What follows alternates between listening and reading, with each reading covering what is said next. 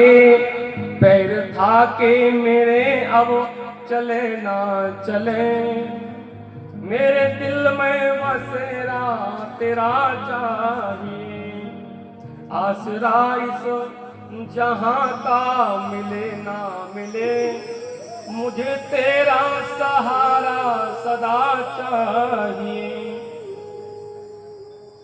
आज सुदामा जी चले जा रहे हैं। अच्छा, थोड़ी सी मुझे एक दो लाइन याद आई, बड़ा सुंदर लिखा है। भाषा तो वही है मेरी, बुंदेलखंडी, हाँ, लेकिन लिखा बड़ा सुंदर है। क्या लिख रहे हैं कि चले सुदामा अरे कृष्ण से मिलने, अरे चले सुदामा कृष्ण से मिलने, और चावल बांधे पुटरिया में, पुटरिया में टीका के दोपहरिया में, टीका के दोपहरिया में, टीका के दोपहरिया में। चले जा रहे हैं महाराज। अब मुझे याद तो नहीं है, मैंने क्या बोला कि दो लाइन ही याद है। तो महाराज आज चले जा रहे हैं तो भगवान को याद कर रहे हैं। आज चलते चलते महाराज उन्हें नदी मिल गई है। हम नदी पारी कैसे करें? बैठ गए। उसी समय भगवान केवट का रूप धारण करके नाव को लेकर के आ गए और कहने लगे, है कोई चलने वाला? हाँ हाँ, सुदामा जी कहते भैया हमें चलना है। भगवान ने नाव को किनारे खड़ी किया, सुदामा जी खड़े हुए और जैसे ही पैर नाव में रखने लगे, भगवान ने कहा, अच्छा ये बताओ। सुदामा जी तुरंत बैठे, महाराज मेरे पास कुछ नहीं, चला जाओ। और जब मेरे पास पैसा है, कहा भैया बैठ जाओ, हम तुम जैसे को बिन पैसे के ही पार लगा देते हैं। अच्छा, सुदामा जी बैठ गए।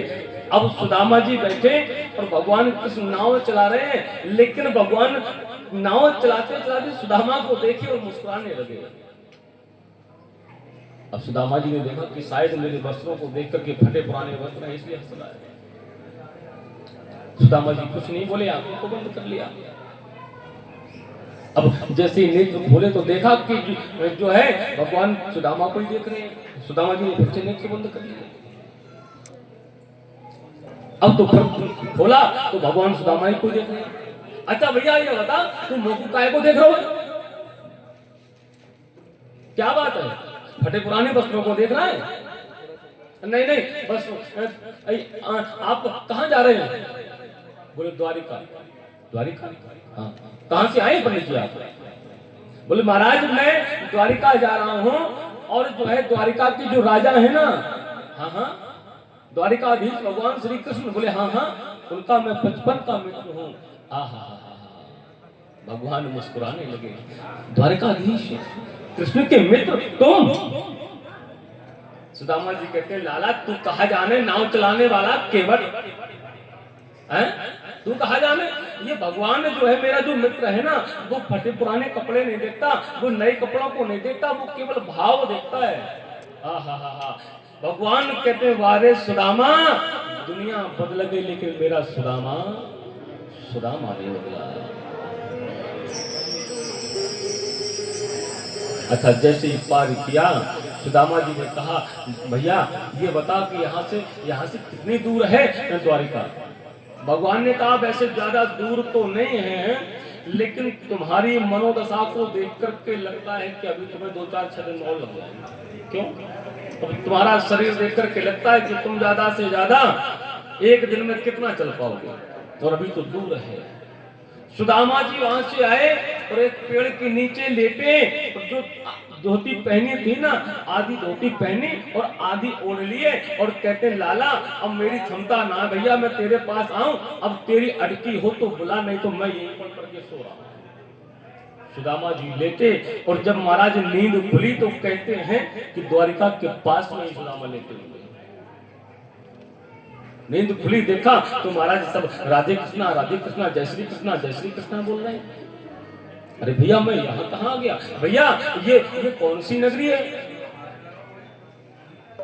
तो किसी ने कहा ये द्वारिका क्षेत्र। अरे बाप रे, द्वारका 6? हाँ।